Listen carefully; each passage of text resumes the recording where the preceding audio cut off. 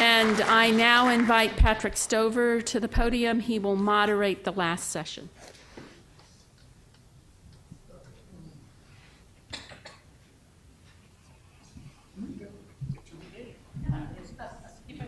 Absolutely. Okay, well, once again, I'd really like to thank the organizers and all of the outstanding speakers who have really provided us really an update of where this field is going, and to all the participants for the really vibrant discussion. I think what we've seen today, which is very appropriate, is an update to where the field of nutritional genomics is, based on the last meeting we had 10 years ago, and we can see that this field has evolved quite rapidly, and we know much more now about the role of genetics in nutrition than we did before. We also heard very importantly in the beginning from Patsy Brannon the way that the nutrition landscape is changing. And that is, we have very different expectations now for nutrition in terms of chronic disease outcomes, no longer functional indicators. So we've really raised the bar in terms of those outcomes, but also in terms of the type of evidence that's going to be needed. And we did have some discussions around evidence. And keep in mind, again, that the chronic disease endpoint report from the National Academies really calls for grading evidence such that nutrition recommendations would have to have at least moderate evidence. Now, observational data, which drives this field, can reach that level of moderate, but there has to be large sample sizes, and there has to be a dose dependence to any effect with any sort of an intervention. So we have a lot of challenges in front of us. So with that, I'd like to call up the panel to really look forward now into where do we go from here, both in terms of where this field is moving, but also now what the new expectations are for nutrition.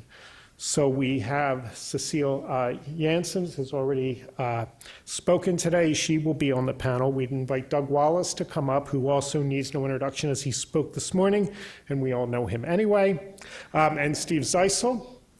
And the new panel member who we have today is Tim Mork. So I would like to introduce Tim. Tim Mork brings extensive and diverse experience from the private sector, clinical nutrition, and academic research into the role of nutrition and health. I just like to say personally, I don't think that there's anyone who has really been more of a thought leader in the relationship between disease and nutritional requirements, where if I can just put words in his mouth for a moment, but he talks about how nutrition really isn't a drug or useful as a drug relative to a disease. That is, a disease changes nutritional requirements. And if we understand what those new nutritional requirements are as a result of that disease, we can have better patient outcomes independent of curing the disease. And I hope that's somewhat accurate, but I mean, there's no one who's brought more clarity of thought to this issue of nutrient needs and chronic disease. He also brings a unique multidisciplinary and multi-sectoral perspective on the future of personalized nutrition. So thank you very much, Tim. So I'd like to just start out with a few general questions, and then we can later invite the audience to come up. So let me just get my notes here in order. And so I'd first like to start out by asking the panel, when you look forward in terms of where the field is going, and again, what the new goals are for nutrition, we heard a lot of reference to precision medicine today. So to what role do you see the precision medicine approach taking? That is, being able to classify individuals with high confidence as responders or non-responders to a drug. How is that paradigm going to be useful as we think about nutrition? Can I start? Please. So I think that we're at the point in time when the major medical centers are setting up the data they're going to collect to do nutrition. And at this time, I don't know of one who seriously thought about the nutrition information they're going to be collecting. They say it's too hard. In my university, they say it's too hard, and the technology for collecting what people eat is worthless, and they're not going to do it. And yet, if we don't insert ourselves into this field so the data is collected, nutrition will never be part of precision medicine because you can't do it by looking at just biomarkers without having some idea of what the person's eating in addition to the biomarkers. So it's a critical time. Now, how is it going to work if they did it? I think what you'll find is that nutrition is obviously a part of chronic disease management and causality, and that they would discover that people, let's say, on a high protein diet are the ones who are kicking out as having a specific set of genetic signatures or responding to those genetic signatures with developing a health condition, let's say dementia or something else. And that what'll turn out is that nutrition is one of those challenges that let you reveal susceptibility based on microbiome or metabolome or whatever else. And that it then would be part of the everyday medical care of saying you have a genetic signature and these other measurements we made that should dictate some preventive or interventional treatment plan. But if we don't get our acts together really quickly and figure out how could they collect the information, it won't be there, and when there's no information, they won't use it. And precision medicine will be just an act of figuring out which drugs you give at what dose. That's helpful, but I'd also like you to comment on, independent of introducing nutrition into precision medicine, the approach of precision medicine, that is classifying people relative to the appropriate intervention. Yeah. Is that paradigm going to be helpful in nutrition itself? Sure. I mean, look, every epidemiology has been helpful. They then decided they better get better markers for the population they're doing, so they've done sort of genetic and other markers, and the field of epidemiology is being turned on its head by recognizing that people are different and we need to have much finer cuts. And this, in terms of metabolism, I would have done my study before these tools were available, and I would have concluded that half of young women need it, half of young women don't, so that's sort of a negative result, and I can't make a recommendation out of it.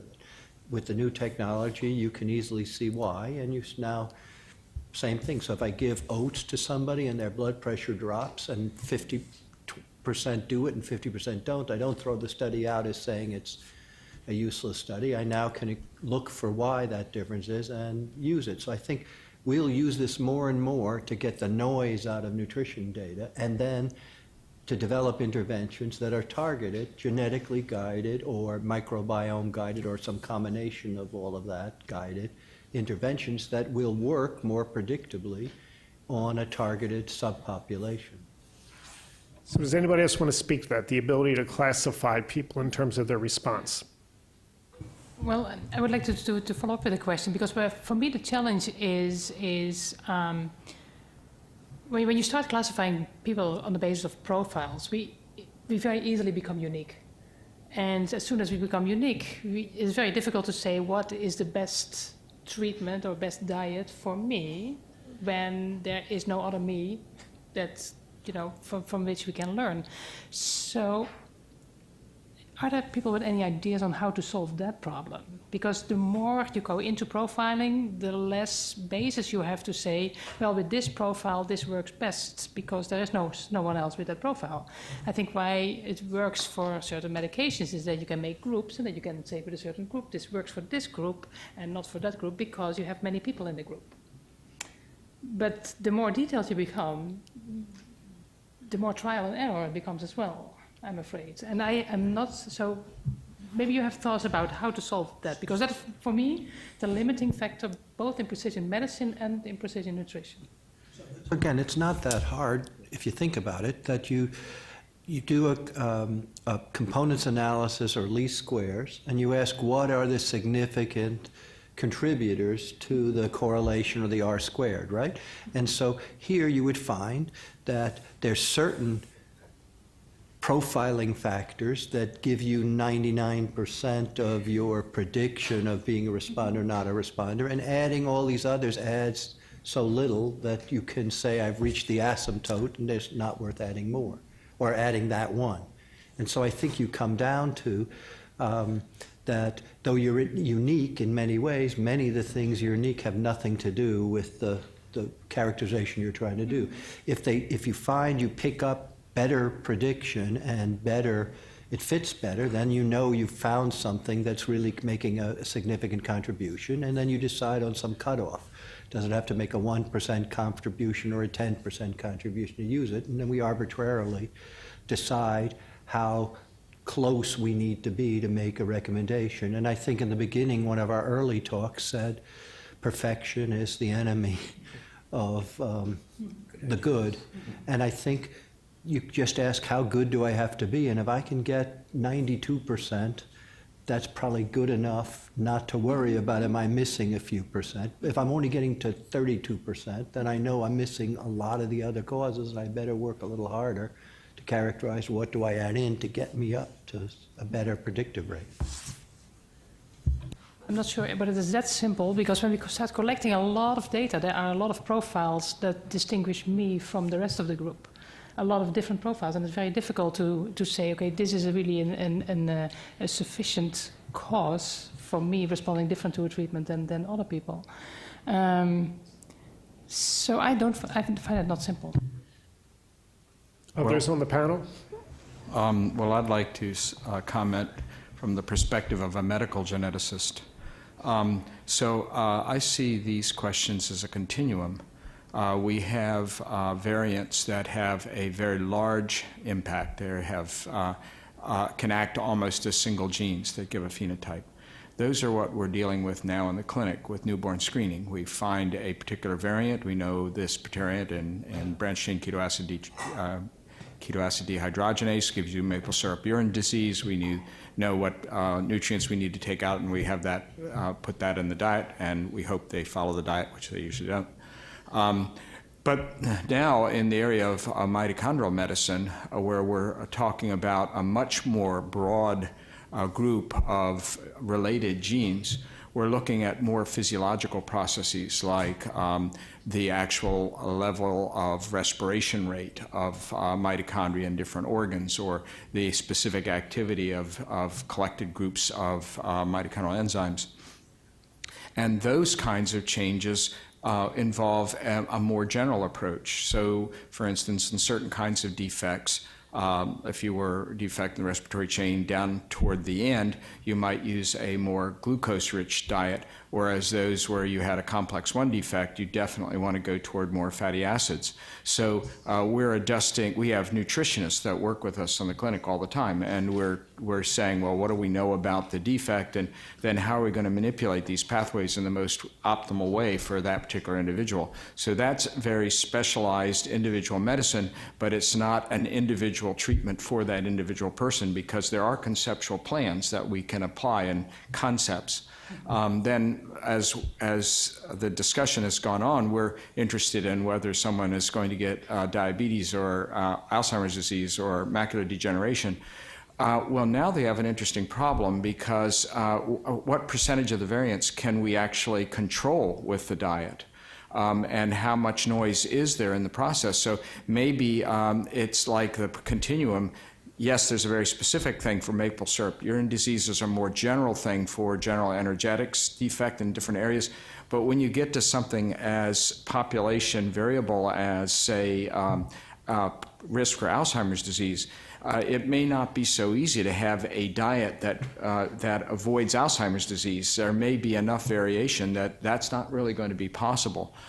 So then I think we have to decide at what level we want to take responsibility for people's diet, because we also have all the individual variation of the individuals on what they want to do, and that might be more noise than we can control by just making recommendations. I would point out that in current medicine, which is pharmaceutical based, our efficacy is quite low. And that if we give a drug treatment, if we're helping 30% of the people we give it to, we've done well. And usually it's for a modest change in disease risk. So I wouldn't hold nutrition up to a a criteria of knowing what you're doing, because medicine doesn't know what it's doing now either. And less than 100 years ago, they were selling snake oil and believing it worked. So I think that a reasonable ability to predict for a group of people could miss any individual and still be better than what pharmaceuticals are doing right now. And that's why precision medicine is coming up on the pharmaceutical treatment end, because they're trying to figure out how do we do better than getting 30% right, 30% overdosed and toxic, and 30% underdosed and not working at all. And so I think in the end, if you could do it for a reasonable subpopulation, you'd be doing really well. And I think when we give guidelines, we'll give it for a subpopulation, realizing that for any given individual, the guideline may be wrong, but we're much better off than not recognizing that there are subpopulations who are somewhat similar, and you could improve your efficacy. I think with just a short comment, I think in that respect, the term precision, I find it uncomfortable and misleading, because we're all talking about stratified medicine or stratified nutrition, and I think that gives a by far more realistic picture of what we can expect than pretending or assuming that it can be very precise, and especially for you. I think the only reason nutrition has to use that term is that the medical community, the health community is really important to whether nutrition gets used. And if precision medicine is what they're recognizing, we want to be able to say there is an equivalent component of the use of nutrition. And if they called it imprecise medicine, we'd call ourselves imprecise. But we need to get adopted and be recognized that it's every bit as important as knowing what dose of a drug to give. Tim, can you speak a little bit? So a lot of the discussions have migrated towards the idea of precision and classifying almost at a clinical level. Can you speak to the impact of nutrigenomics on both population nutrition as compared to individual or clinical nutrition? Well, my bias is that nutrition is a pretty broad spectrum of health. It's not just the food, it goes to all the ions that Patsy laid out, absorption, digestion. But also there's a couple at the beginning that I would say is education and selection. And we may have all the tools that we want, we may have all the genetic information and the guidance and the medical advice, and if we're not motivated to take that advice, it is worthless. And so, Patsy and Ahmed and Nathan, we all talked about the behavioral aspects. And I think before we're ever going to be successful, we have to find a way that helps convince people, if they know something about their genes, that it's not just beneficial, but it may be imperative. And there has to be this fear factor that drives them to change. Without that, it was pointed out, we know so much about smoking and its bad things, but that doesn't deter people from doing it. And you can have a precision diet recommended based on your genes, but then you're going out for Thanksgiving with your family, and what does that mean? You're imposing a level of social isolation, if you will, that takes away the fact that, we do eat food, and we eat food in social settings, and it's part of our nourishment, and we don't eat just nutrients on a daily basis. We have a diet that is maybe a week's worth of rotational foods, and that's the lifestyle factors that we need to take into account. So we can talk about Mediterranean, paleo diets and all that, and those are guidelines, but how do we get this precision and the accuracy of the genetic and the microbiomic information that is sufficient to guide us into making choices that are better choices than other choices on a incrementally more frequent basis? That I think is really, to me, that's the personalization of nutrition. How do you personalize your approach to incorporating nutrition into your lifestyle, and incorporating nutrition as an important part of your future. And we're learning more ways to do that. But at the end of the day, it's going to come down to, well, am I motivated to, in some cases, deny myself in favor of this, or am I motivated to select things that I know are beneficial that I didn't grow up with and I didn't eat at home? So these are new for me. So we should consider then genetics in both the dietary guidelines as well as the DRIs. Well, to me, the genetics helps explain the variables, the tails of those DRI curves. And if you do know who those people are at the top end or the lower end, then those should be the DRIs. I believe in sliding DRIs that appeal to those people who we may know from their genetic makeup are at one end or the other. Very good. Well, in a minute, we can open this up. I just want to ask another question to the panel quickly for you each to answer, and that is, in an age of data integration and chronic disease endpoints, we heard a lot of people talk not only about genetics, but we heard Jose talk about epigenetics, and we heard from Nate Price measuring everything that you can measure, including microbiome. Does it really make sense to continue to have a focus on nutrigenetics, which is the title of this workshop, in an era of data integration and understanding what a complex disorder or a complex trait is? The only reason nutrigenetics comes first is the tool set is 5 years ahead of the other tool sets. Unfortunately, microbiome is at the stage of phrenology. We name things or feel the bumps on the head and try to say what the brain or the gut is doing.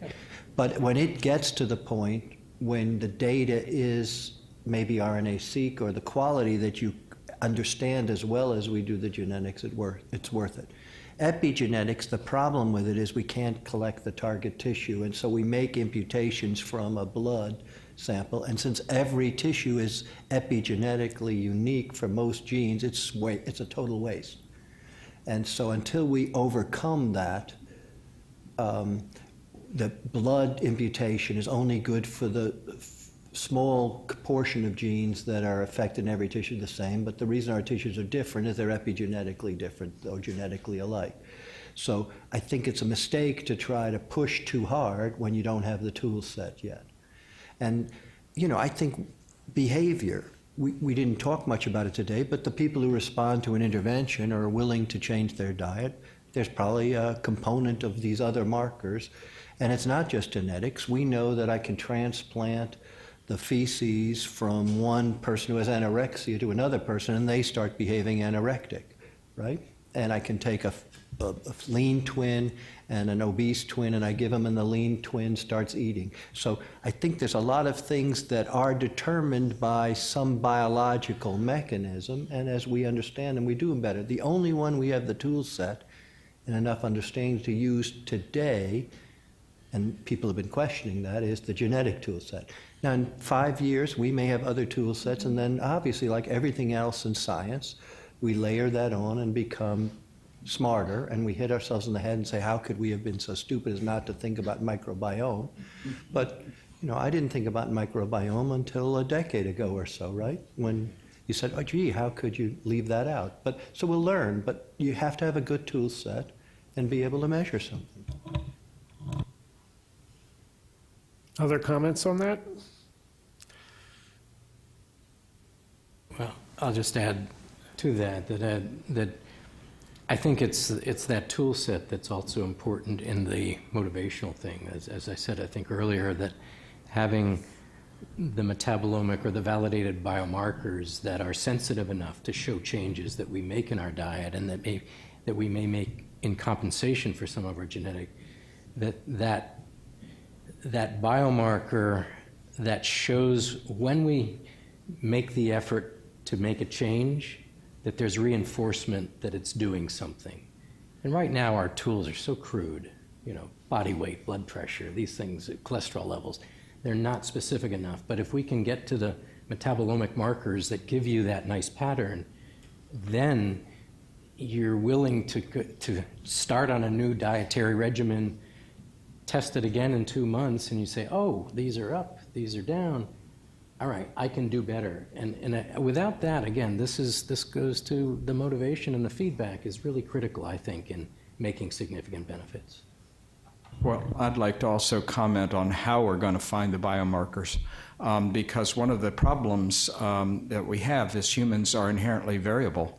So when you say, well, we're going to take a normal sample, would that be everybody in this room? Well, as a mitochondrial geneticist, I would say every one of these people in the room is different. And so we have the way we assay things, how we define our population gives us a tremendous amount of variance. So how are we going to decrease that variance so the biomarkers are informative? So that's one of the reasons why I've spent a very large amount of time and money creating mice with have a very precise genetic variant. So I can make 100 mice that are absolutely identical and then do mass spectrometry on all the metabolites and find out how mouse A is different from mouse B and mouse C. Another area that we're interested in is, could we diagnose predisposition to disease by breath chemical analysis? The problem is, if we did everybody in the room, we would find almost every possible combination. Lots of alcohol. Plus a lot of alcohol, exactly. And maybe other things we don't want to mention. But by working with the mice, we can at least have a set of parameters where most of the variance is removed so that we can identify those chemical signatures that are significant. Then you can go back to the population, find out, well, what groups of people don't show variation in that area and which people do, and then maybe that's where you look for your genetic marker that explains that variance. So I think one of the problems that people have had, and a lot of clinical geneticists would love to have a blood mass spectrometry analysis that would allow us to predict disease. It's consistently failed because of noise. So we have to go back and define our study sets as carefully as possible, define what the real markers of relevance are, and then go back to the population and stratify the population. Common Fund has been funding ways to standardize metabolomic procedures. Do you do a challenge test? Do you do it fasting?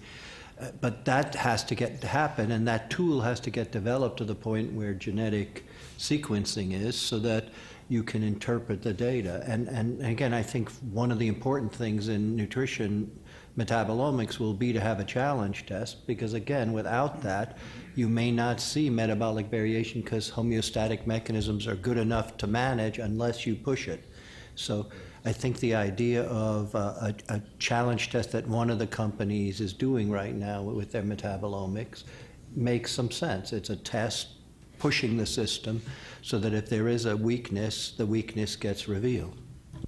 Yeah, I'll just salute that. In mitochondrial medicine, one of the things we are inclined to do, if our nutritionist feels it's appropriate, is to do a challenge test like a glucose challenge to see which part of the metabolic pathway is most impaired, and then you can actually tailor your recommendation dietarily to meet that need, and that's a really important tool for us.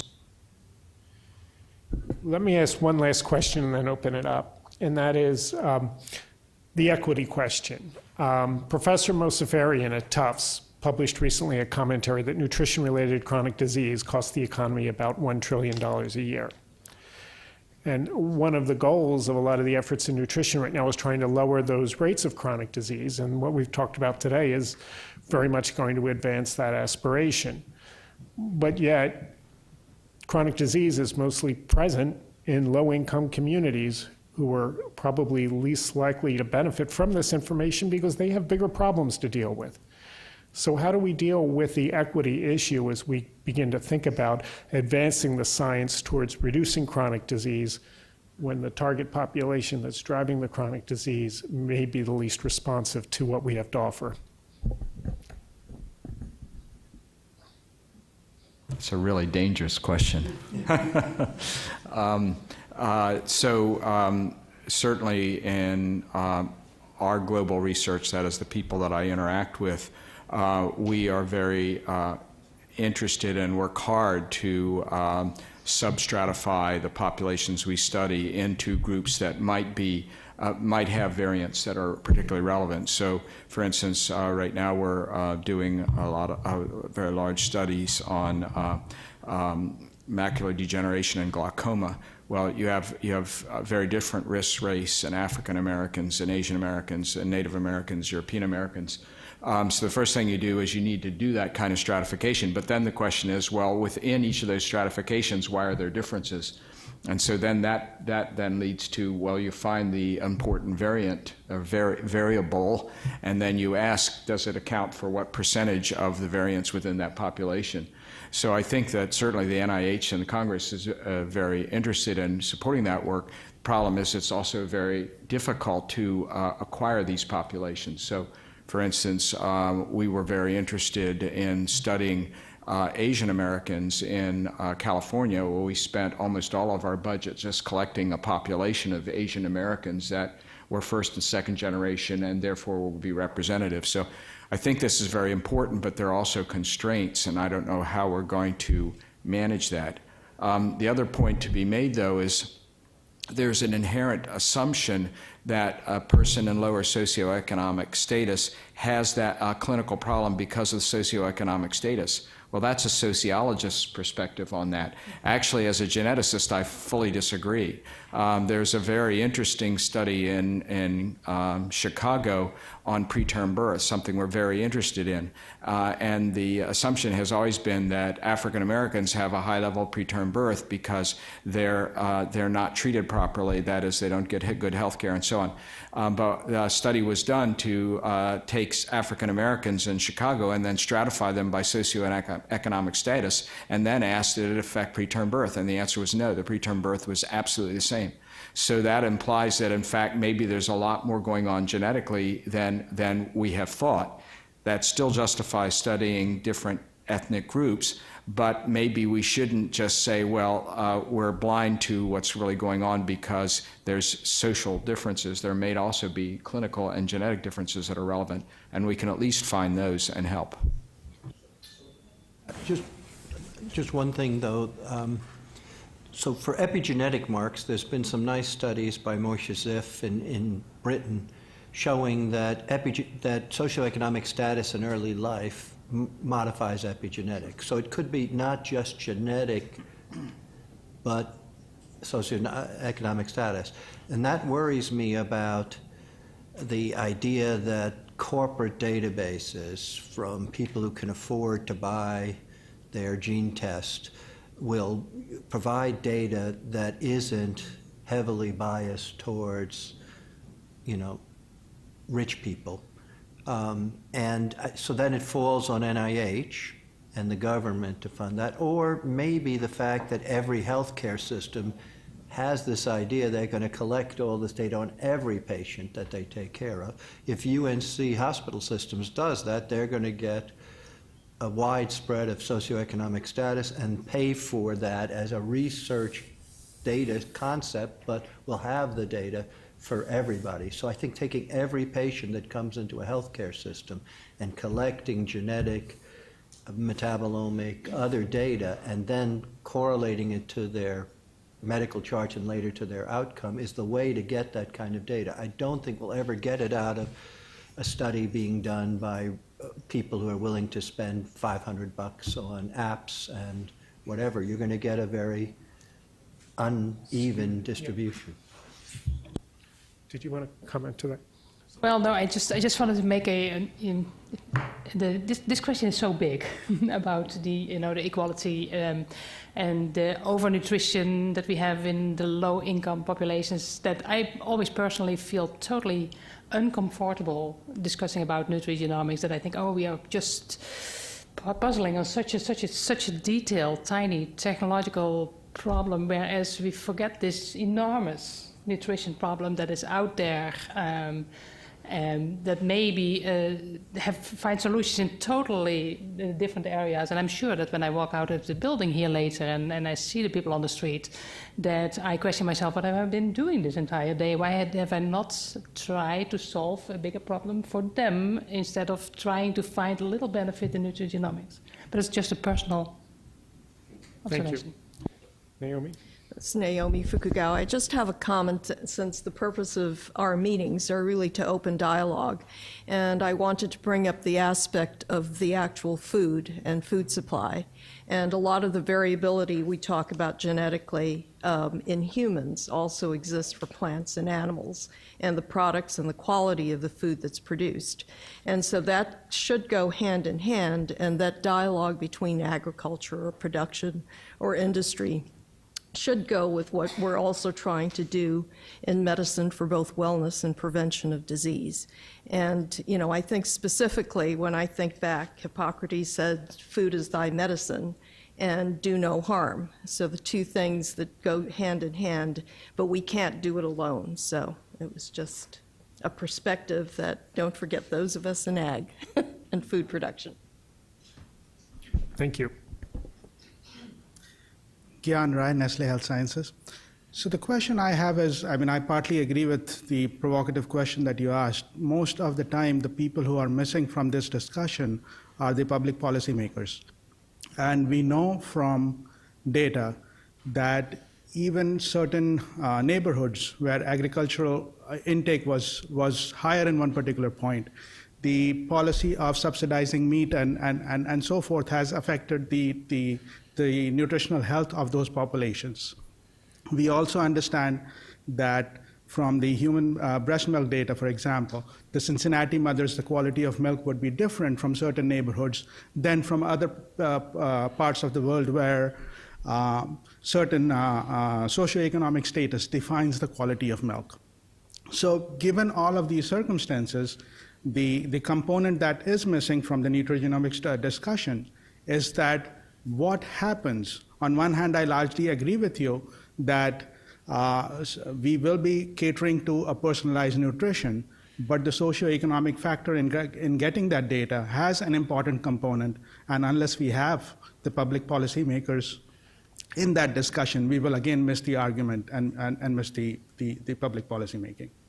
Thank you for that. Anyone want to comment on that? Well, yeah, I think it's in part the policymakers, but I think also to find a solution for the people who need it, we have to first ask ourselves whether the solution for them is into the nutrigenomics, and I don't think so. I think that the bigger problems around nutrition here in the United States and elsewhere are better solved, maybe easier solved, although very difficult to solve. I totally agree, but that nutrigenomics is likely not the solution for those kind of problems. Again, I disagree, and that is because doing data studies that are noisy and that generate a lot of variability that you can't explain leads to studies that get reported and everybody wants to do a new policy to eat more cocoa, and then the next study comes out and it was using a different population and comes out with another piece of data, and then people say, oh, nutrition is a terrible field, let's not use it in our policy at all. So I think everything we can do to refine our ability to explain the noise and to understand why some people respond and don't is very useful. And so let's take the example of choline again. Once you could prove that people needed it, they went back and said, look, there's some infant formulas commercially being sold that are much lower than human milk in this nutrient. Let's now ask that the FDA requires that all of those infant formulas now be normalized to match human milk for that nutrient that they didn't know was needed before. So having precise data that lets you draw that conclusion then lets you make good policy. Having imprecise data that's noisy makes bad policy and wastes everybody's time and misdirects things sometimes. So I think it's, sure, the big problems are going to be solved by policy, but they won't come up with the right answers unless our research techniques are refined. Oh, let her go first. Go. Go ahead. Please. Hello. Thank you for joining us today and for sharing all your information. My name is Charlene Lauriston. I am an independent health consultant, and I have two questions for you. The first is there's a lot of, well, first of all, the global community has been involved with genetically modified foods for so long, and there's a lot of research out there regarding the GMO products. However, they're quite conflicting.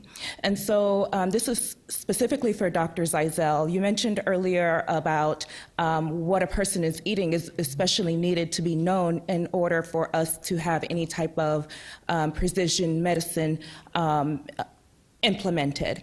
And so my question for you is based on your I guess your research or even what you have experienced in your research, do you think or do you believe that genetically modified consumption foods that are they also kind of going to affect the genetics of a person long term? And if so, how is that going to impact the research that we're all interested in here? And the second question is for everyone. I was recently listening to NPR, and in the state of Texas, a genetics lab recently used DNA in order to do a facial reconstruction for a crime. And they used that in order to arrest someone. And historically, we've seen a lot of medical malfeasance taking place when it comes to, for example, communities like the Black community. And so there's a lot of distrust in wanting to give genetic information, even if it is for scientific progression. So my question is to you, how do you feel about something like that, and how do you think it will impact the future of nutrigenomics? Ask me the first question. The genetics used to modify the plant are not your genetics, okay? They're a gene from a bacteria or another plant is put into a plant to optimize the composition. So in that way, they have little to do with what we're talking about, except for the fact that if we have better data on what people need in foods, you could try to design the foods. And farmers have done that traditionally by breeding, which is really genetic manipulation. They're choosing the one that has the biggest fruit and then breeding to keep that in. And now with these new techniques, they can artificially make that. And there are all kinds of worries about Frankenstein foods. But in terms of modifying your genetics, other than the effect of any food on your genetics, they're not specially different, because those genes they put into the fruit or vegetable aren't going to get into your genome. I don't know of one that's likely to happen. Yeah. But how will those modifications, for example, affect the communication with PPARs? Yeah. Or things like that? Yeah, no, again, there certainly could be unanticipated effects of the food that people didn't think about, but would discover with these more precise techniques. We may see that there's a certain group of people who is an outlier for some reason, and maybe in those studies you'd come down to figuring out it has something to do with the way the food was produced. But I don't think it's actually affecting the genes directly from the genetic modification of the food, okay?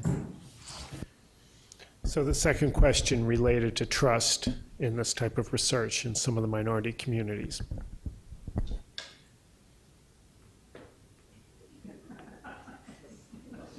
The medical research field did think about that well, and studies like Tuskegee, where they gave syphilis to people to see what it would do, greatly harmed the credibility. Right now, there is an expectation and a requirement that researchers consider the community's interests and et cetera. And so often we have an advisory board in our research from the local community, especially if it's about genetic testing, to understand what the sensitivities are, concerns are. And often those concerns have to do with openness in terms of giving the data back to the person so they benefit from it and it isn't stored away to make a a product like the Henrietta Lacks story was, which wasn't genetics. But so I think right now what we would do if we were doing a study would be to have a community advisory board of people who aren't scientists but who can give us perspectives that we might not be sensitive enough to see, and then ask how do we solve that. And often it is having good communications and sharing in the benefits in terms of knowledge that we generate with the people who are kind enough to participate in our studies. And you ask about using genetic data to do a facial reconstruction. I'm sure what they're doing is the same thing when they ask the witness, was it a black man or a Native American or an Asian who did the crime? They can say, now from genetics, we can figure that question out because of what you've learned about how the genes are different from different ancestries. And so I think that's all they can use. They can't tell what the face looks like. They can only say, I can tell something about the heritage, and that might show me one piece of information that I used to get from an observer. But again, you should be told, if you're participating in a study, what the data is going to be used for. And you give permission for other research purposes. And we've had trouble with this type of thing in the past, so sometimes investigators have stored their data in Canada just because it avoided U.S. legal system from having access to data. So for instance, at UNC we had a study about sexual behavior in adolescence and AIDS and whatever, and drug use. And there was a concern that even if you promise the person that their data is confidential, because you can identify somebody from genetic data, if you were subpoenaed by the U.S. court system, you would have to release it even if you didn't want to. And so they stored their data on servers in another country to avoid having a court case a judge be able to force the release of data under subpoena. So you can go a long ways to protect it. But in the end, you are taking a risk when you give your genetic data, and so we have to inform you about those risks and tell you what we're doing to mitigate those risks, like we're going to store it in Canada, so you know, and then you decide, do you want to participate? Okay, we do need to quickly move forward. Do you want to make one more comment on this? Okay, can we take the last question? Okay, it's maybe I shouldn't, it's not a question. No, we're okay. Okay, so to the last word. So Steve, you mentioned that nutrition needed to be included in these studies or they're going to be left behind. I also posit that behavior needs to be included in these studies. And I think that I've been hopping on this for a few years now about the importance of behavioral phenotyping and understanding, what causes people to adhere to certain, and this may be genetic, but we definitely need to have behavioral piece there so that we can have the benefit of these new discoveries that we're finding. The other piece that I wanted to mention to Dr. Stover, Patrick, is that the whole stochastic modeling that you're doing, when you think about populations who are not as well off and who cannot afford to go get a genetic testing done, if we could in some way do a cost effectiveness or cost utility analysis of some sort, where we use that same stochastic modeling to incorporate when those different variations would occur, and then use that to talk to our policymakers about whether or not this is a good investment, so that people, like our social programs, could incorporate that data. When we talk to CMS or when we talk to other insurers, maybe then we could make sure we had a level playing field. So that was my... So Steve, do you want to go first with the question that was directed to you, or? Oh, the comment, okay. No, the only thing I'll mention is that, I mentioned the stochastic modeling in the context of having that data from those microfluidic devices. That technology is really being driven in Latin America and in low-resource countries because it's so cheap. I know there's one major food company who thinks they can get multiplex strips down. Again, it looks like a pregnancy strip to a couple dollars. And again, it will tell you chronic disease, your state of chronic disease, your state of nutrient status, infectious disease. So that's being driven by the global health community to make information cheap, affordable, accessible. What you need then is some sort of a platform that then tells you what to do about that data that you've acquired very inexpensively. And so that a lot of that technology is being driven by low cost and accessibility of that information. Well, thank you. We could go on for a considerable amount of time. This has been a wonderful day. Patrick, thank you, and thank the final panel. And I just want to let you know, and we will have a chance to applaud in a minute, you can continue to learn from this, because with the approval of the presenters, we will be posting the slides online, in fact, very quickly in terms of that. And we also will be putting out a short report in the next month or so, and then a full, basically, presentation or sort of proceedings of this particular workshop, probably in the summer of 2018. So again, you'll have a chance to go back and look at this and appreciate all of the comments and the questions that have been raised as we go along. So thinking ahead for 2018 for the Food Forum, this is what we have in store for next year. We have 4 different topics that we'll be addressing. Food labeling, drivers of food choice and consumer perception is one. Sustainable diets, agriculture, food, water, and the environment, innovation in food technology, and non-nutritive sweeteners. So again, have all of that to look forward to, but we have to say thank you again to all of you in attendance, those of you on the web, and very specifically the presenters, the panelists, the moderators, all of you, and particularly the planning committee that did such a phenomenal job. Thank you.